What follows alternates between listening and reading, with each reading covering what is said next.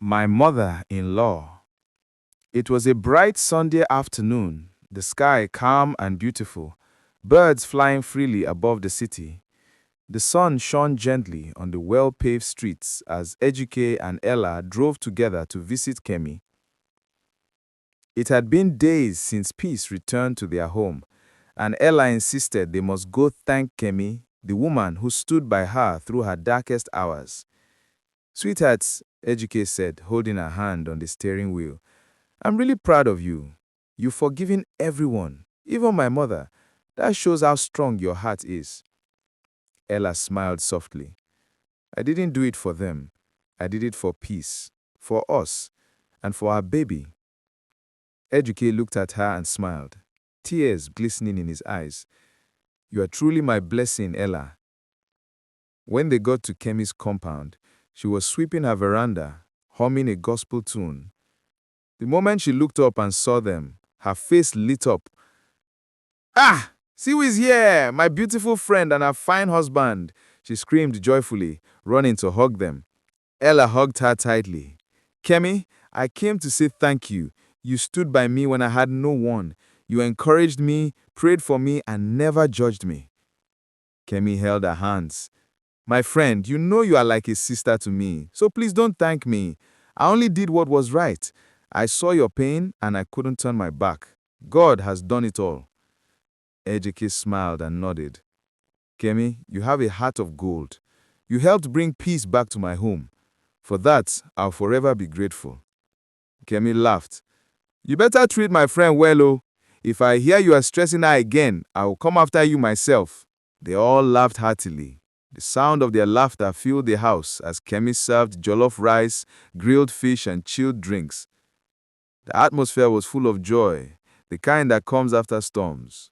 Old wounds had healed, hearts had softened, and love had taken its rightful place. They chatted for hours, recalling the past with smiles instead of pain. When it was time to leave, Kemi hugged Ella tightly again. May God bless your home forever. No more tears, only testimonies. Ella smiled, tears in her eyes. Amen, my sister. Thank you. A few months later, the sound of cries echoed through the hospital room, not cries of sorrow, but the sweet cries of new life. Ella had just given birth to bouncing twins, a handsome baby boy and a beautiful baby girl. Ejike couldn't hold back his tears as he carried his tiny son in one arm and looked at his wife holding their baby girl. Ella, you've given me more than I deserve, he said softly, overwhelmed with emotion. Ella smiled weakly. God give us double joy for all our pain. Look at them, Ejike. They are our miracle. Just then, Azuka rushed into the hospital room, her eyes wide open with excitement. Ewo!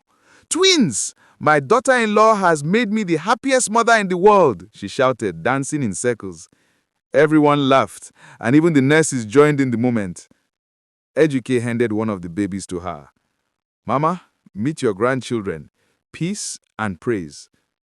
Azuka froze for a second, tears streaming down her cheeks. Peace and praise indeed.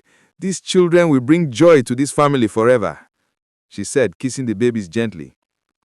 Soon after, Kemi arrived with balloons and a small cake that read, Congratulations, Ella and Ejike. She burst into tears of joy when she saw the babies. Ah, my dear, see what God has done. These children will grow in love and grace. Ella held Kemi's hand and smiled. You're their second mother, Kemi. You stood by me when no one did. God will reward you. Kemi laughed, trying to hold back tears. Just raise them well, my dear. That's all I ask. The celebration at Ejike's house was something the whole neighborhood would never forget. Music blasted from the speakers, the compound was decorated with colorful balloons, and neighbors trooped in carrying gifts for the newborn twins. Azuka danced like a young woman again, wearing her finest lace and gele. My enemies thought it was over, but God said no, she shouted joyfully as people cheered. Ejike couldn't stop smiling.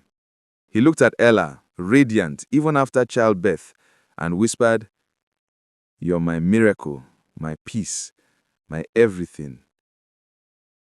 Ella smiled back, tears filling her eyes. And you are my strength.